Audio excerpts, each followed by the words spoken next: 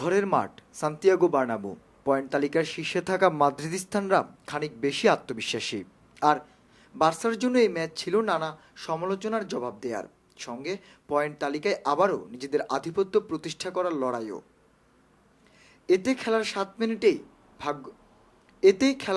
মিনিটেই ভাগ্য খুলে যায় অতিথিদের। ইনিয়েস্তার গোল কাতালানদের লিড।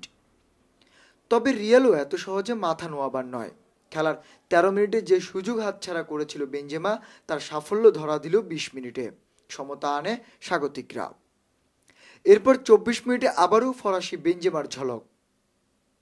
দি মারিয়ার পাস, বেনজেমার ভলে, লিড এবার রিয়ালের।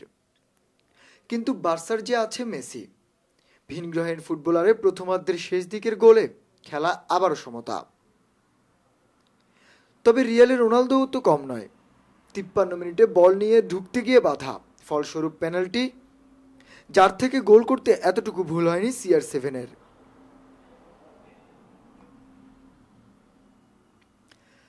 তবে রিয়ালের রোনালদোও তো কম নয়। 53 মিনিটে বল নিয়ে ঢুকতে গিয়ে বাধা, ফলস্বরূপ পেনাল্টি, যার থেকে গোল করতে এতটুকু ভুল হয়নি CR7-এর। কিন্তু রিয়ালের এই আনন্দ বেশি সময় টেকেনি। 63 মিনিটে সার্জিও রামোস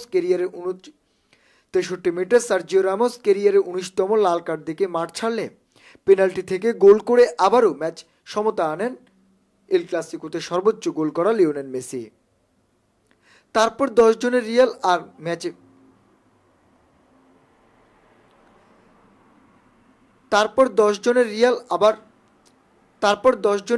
আর ম্যাচে ফিরতে পারেনি।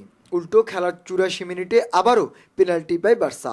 তার থেকে গোল করে মেসি হ্যাট্রিক করার পাশাপাশি দলকে জয়ের আনন্দে মাতান। শান্ত বিশ্বাস, সময় সংবাদ, স্পেন অথবা PTC।